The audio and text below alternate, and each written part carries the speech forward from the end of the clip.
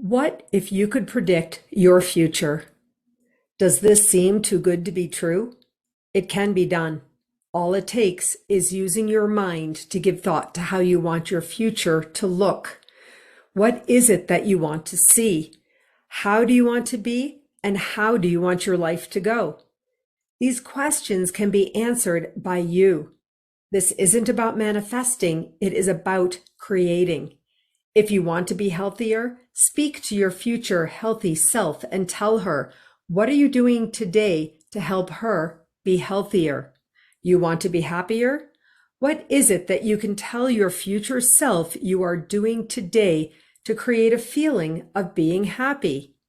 Thinner, richer, more of something, or less of anything at all? Dear future self, here's what I am doing today to support you. In this podcast, Dear Future Self, based on the book by the same name, author Susan Axelrod, the confidence coach, interviews women who understand the benefit of speaking out what they want for their lives. Why is this important? Because speaking to your future self supports you here and now. What would you say to your future self? Hello, friends. Oh, today is going to be a great podcast conversation. Speaking with my guest today, there's no doubt at all that soul will come up.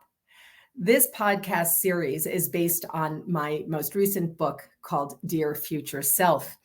I invited a bunch of women to submit quotes about that to put in the book to their future selves, and a dozen said yes.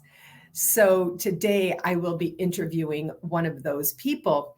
But before that, I wanted to just read a quick bit from my book. Every podcast, I generally look the right book and see what resonates with me, especially as it relates to my guest. And this is what I selected for today's introduction. This is from the very first chapter called Staring into the Unknown. In the middle of the chapter, it says, suppressed or even shut down for years by our parents, society, school, marriages or partnerships, business, community, religion, and more, the woman's soul submerges for self-protection, or at least shelter in the torrents that overwhelm the early, open, loving, sweet-natured, innocent countenance of girl children. Each trauma, vast or slight, moves a soul deeper and deeper in self-protection.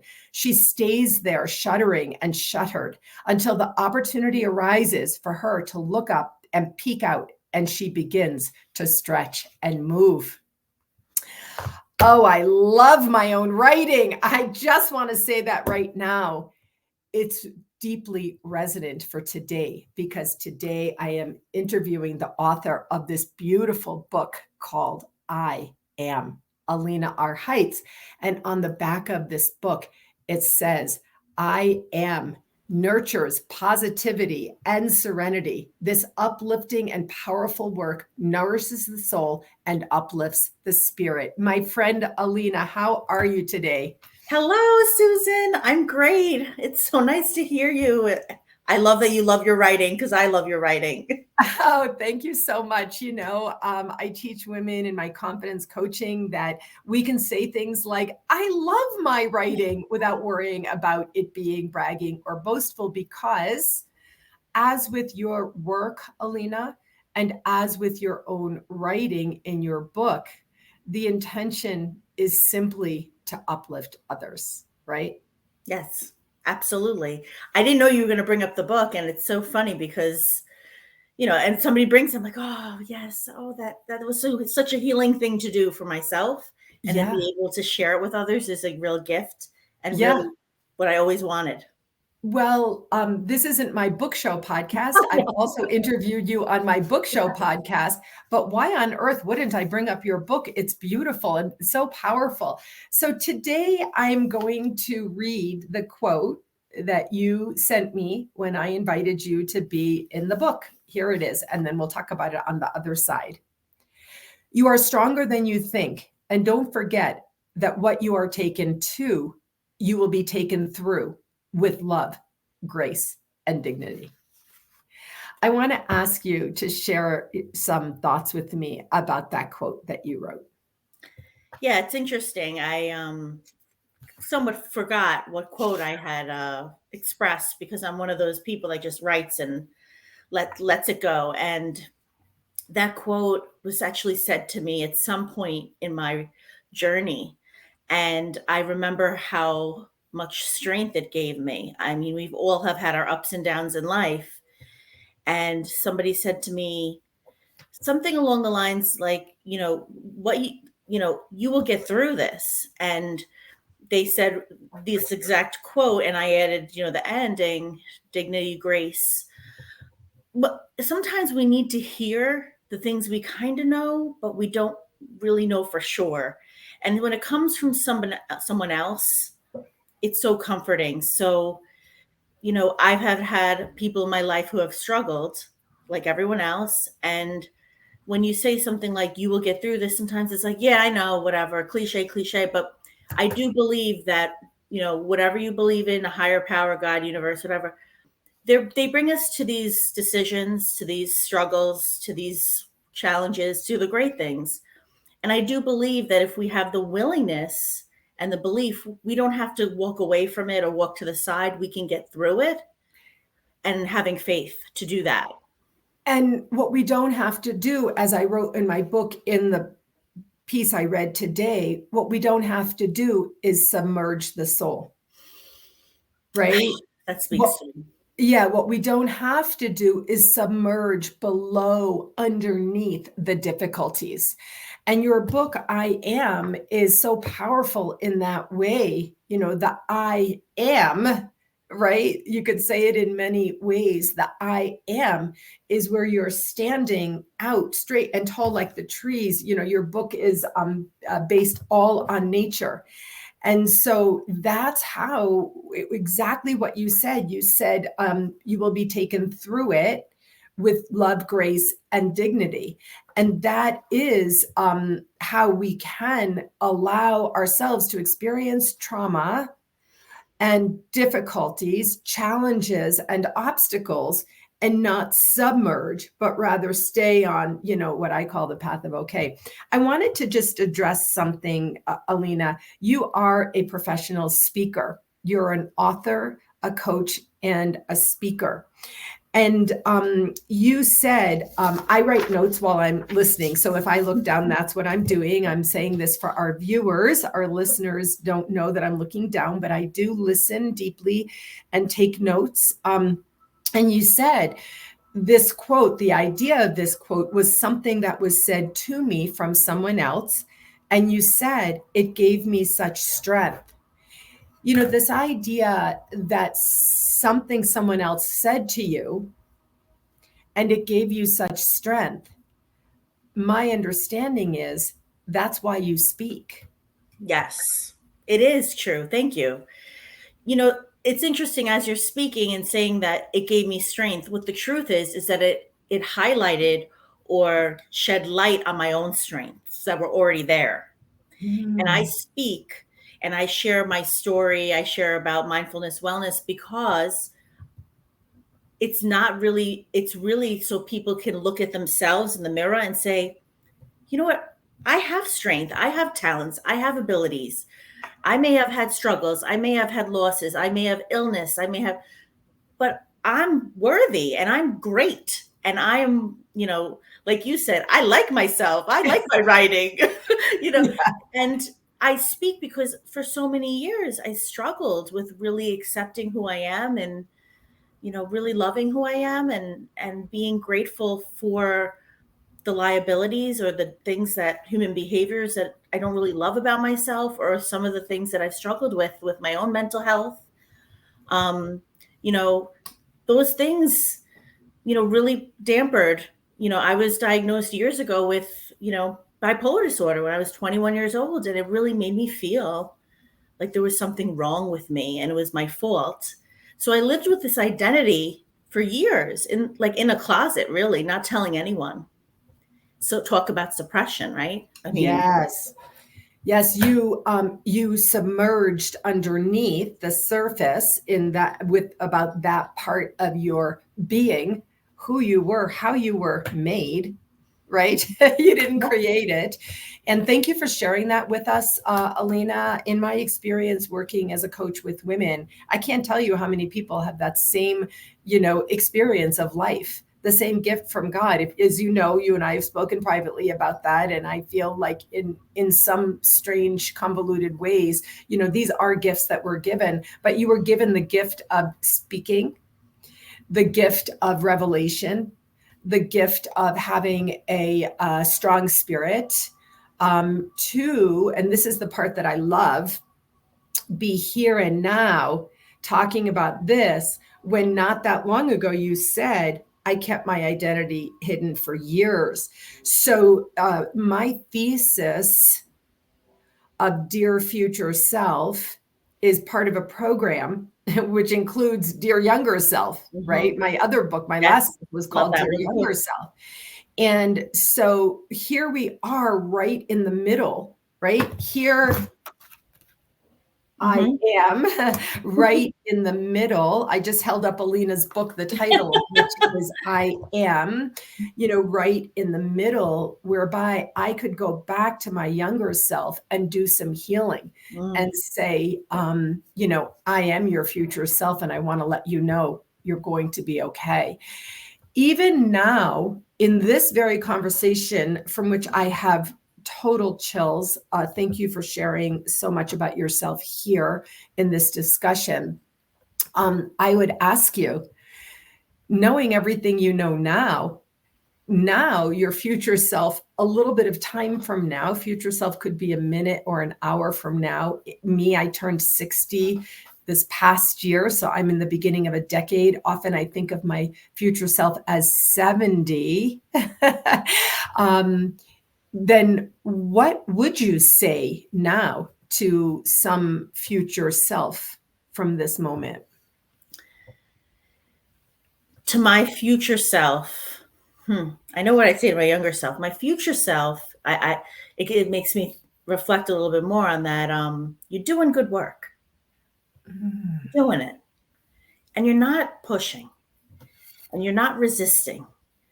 And you're going with the flow, and you're asking for help, and you're okay with, ups and downs, because, hey, we all have them, but you're doing it. You're showing up. And I always say, to be my best version, I'm in process. That's so cool. So, dear future self, I am not pushing any longer. I am not resisting. I am showing up to be the best version of you. And not hiding. I am no longer hiding so that you can be the fullest expression of who you want to be. And this goes for everyone. It's not just somebody who has a mental health disorder. For those of us that hide from abuse, or if they have some kind of complex or gender difference or disability, anything. I mean, there's some things that are invisible that we don't know about. Yeah. Some things we see. But it's like, it's time to, all women, all men, all of us, to step up and say, you know what? This is me. Like that song, This Is Me, Yeah. This is who I am, and it's okay if you don't like it. And, I'm okay with me for today. And, you're doing it. When we hide, we're really, and, you know this better than anyone, we're abandoning our existence, our soul, who are really supposed to be on this planet. And it doesn't feel good. It feels very tight. When we open up and allow ourselves to show up and say, okay, it was scary to say, I struggled in my early 20s with bipolar disorder, and I still have this thing, and I get help, and I do this. It's not easy to say that because I don't want to be judged, right? But if I don't allow myself to share who I am, and I don't need to put it on a billboard, but if I don't express myself, because it's part of my journey, it's how I found healing, it's how I practice, self-care to the best I can, then I'm really not living the way that is planned for me. And I mean, this is so ridiculous. I could barely bear it. Alina, this is why I love my life. I love my clients. I love my work. I love you. I mean, I want to, usually I'm saying to our listeners and viewers, Alina, and I am including this, but I cannot wait for you to listen to this again. And to everyone who's listening or viewing, I want to invite you to take a pad of paper, take a pen, listen to these words, and understand what Alina is sharing with us today. Understand the journey that she must have been on to go from there, the younger self of who she was, as you yourself have described to us, abandoning, who you were, right? So the soul was underneath the existence of who you were supposed to be, and who you are here and now. Interesting, in this particular podcast, my Dear Future Self podcast, I often hear myself invoking my here and now thesis, and especially speaking to your future self to be like, I am not pushing. I'm not resisting. I am showing up to be the best version of you, future self. I mean, come on, this is good stuff. it is. I'm grateful that I can even share that today, because it hasn't always been I haven't always been in that space to say things like that. Like I said, and as I've told you before, I believe that you're sharing this today in this moment is going to impact many other people who have received that diagnosis, right, in that part of their being, who have been not able to break through the submerging of that part of their existence. But I can't let something go, Alina. You dropped it, you dangled it in front of me, and I need to bring it back. I said, I was asking you to speak to your future self, and you said, oh, I know what I would say to my younger self. And then you had to clutch and ship for a moment and think about what you would say to your future self. So how could I lose the opportunity to say what was on your mind about what you would say to your younger self? I really visualize myself when I was during this very difficult time. I mean, I've had several difficult times in my life, but at this specific time, I remember being in my parents' home. I was about 21, maybe 22, something like that. And I was like, I can't do this anymore. I was getting severe manic episodes and then depression. And I'm like, I just can't do this anymore. And I almost wish I could like come to a little tear. I wish there was somebody that had said this. You're going to be okay. Mm. You're going to be really okay. Better than really okay. Mm. I wish there was somebody that came out. And this is my work. Mm. Because there's a lot of people struggling with different things, anxiety, depression, you name it, right? There's this, and it's not easy to cope with these things, especially the past several years. People are really suffering inside. I didn't need a pandemic, to feel a certain way. I had my own pandemic. Mm. And if somebody spoke out about it in a loving way, that you're going to be okay, Alina, at 22 years old. You're going to talk about this to some of the most amazing people like you about it. And you're going to share your story, and your family still loves you. And you have a loving husband, an 8-year-old son, a career, a house. I live in New York, in one of the beautiful places in the world, with a beach in a city. Like my life wasn't over at 21, but I needed somebody to tell me that too. I never thought that I would have the life that I have now. Ever. Oh my God. I can't stand it. Stop. You're killing me. And coaching professional women. I have clients that I coach. I'm coaching other people. I still do my own therapy and coaching. I do all the things that I need to do to take care of myself, because it doesn't just go away. But, my husband said this to me one day, because I was really feeling down several years ago. And he said, you know what, Alina, it's not who you are. It's part of who you are. It's a little part. But if you didn't have it, you might not be as artistic, as expressive, as understanding, empathetic, compassionate to other people. And that's a gift. I can really hear any story because I've probably seen much or been through and hold space for others. Now, if that's not an amazing thing, then I don't know what else is. Yeah. I mean, honestly, we just have to lift up for a second. Yeah, because that's heavy. No, this is not heavy. This is lightness of being. It's freeing for me. I've never cried on a podcast before. It's lightness of being, Alina. It's lightness. But in our bodily functional stance, the structure, we come down, we lean in, especially when we're in intensity, we're leaning forward. So we're just going to breathe in, open up, and be like, this is lightness of being. This revelation is the new world that we are creating. It is in our control to allow the soul to rise, not to stay submerged down in the darkness of, despair, the way you describe it. You talked about, you can remember the moments in your parents' home when you were 21 or 22, forgive me for saying you're no longer 21 or 22, when you said, I can't do this anymore. When you watch this back, you're going to see those tears was the soul rising.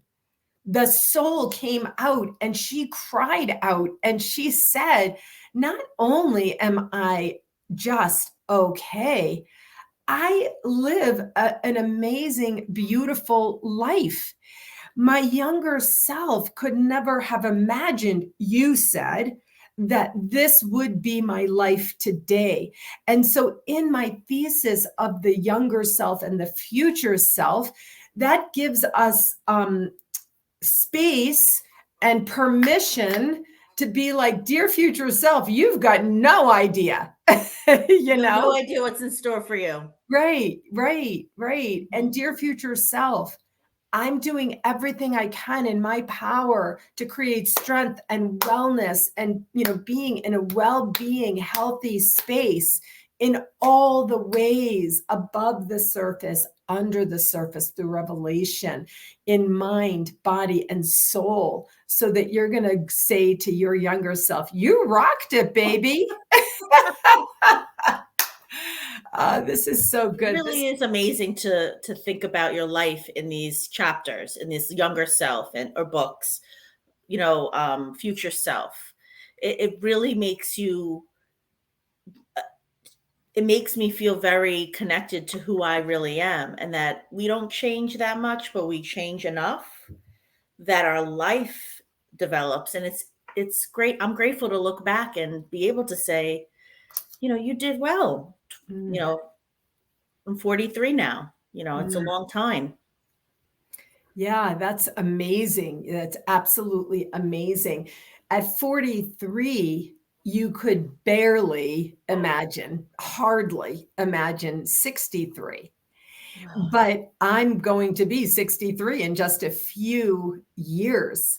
And this is another reason why I love my work with women of all ages. I actually have clients who hire me and pay me who are in their late 20s to early 30s. Of course, I'm like their mother's age.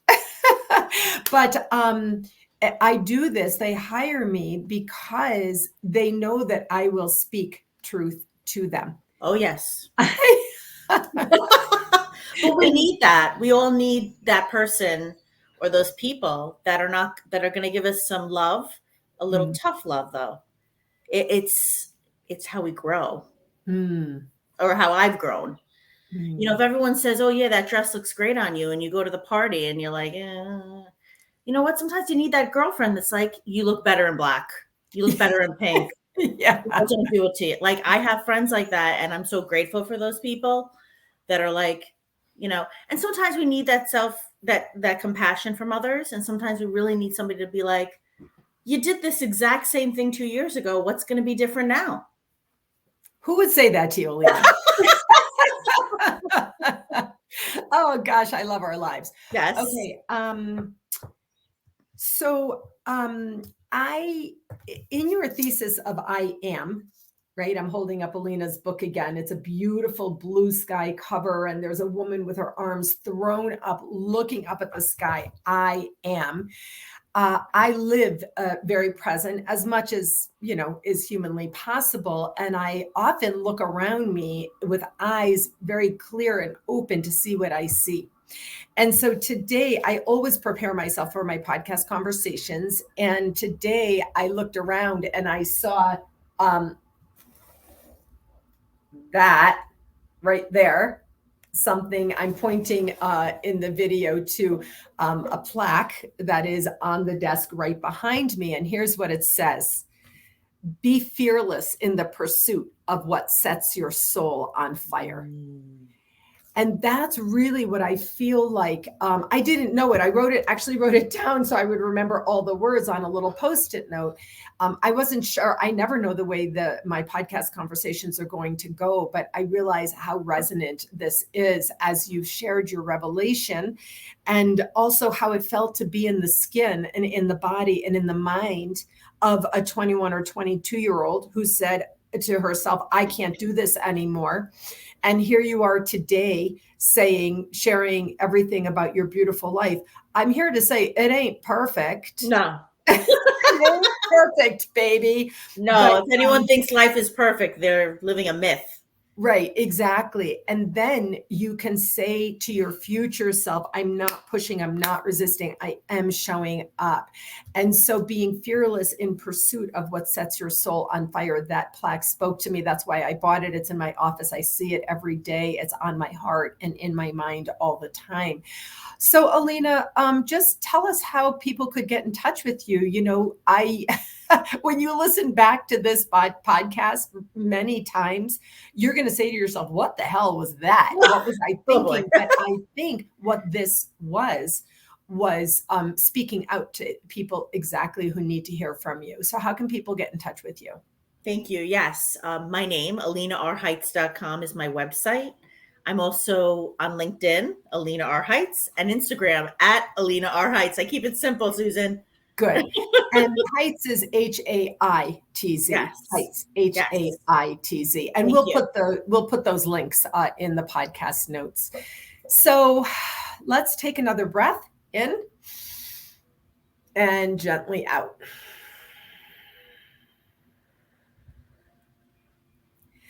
I want to thank you so much for saying yes to being a guest on my podcast, for saying yes to put a quote in the book, for saying yes to yourself, here and now, for saying yes to this thing that found you today, the reveal or the revelation that you've shared, and so that exactly the right people will hear you. And I want to say thank you for saying yes to me. For our relationship. I value it. I value you. I love you, friend. And I want to wish you all the very, very best in your next 20 years as you continue on this journey of I am. Thank you. Thank you, Susan. This book is a life changer. Thank you. Thank you. So are you. All right. I'll see you soon.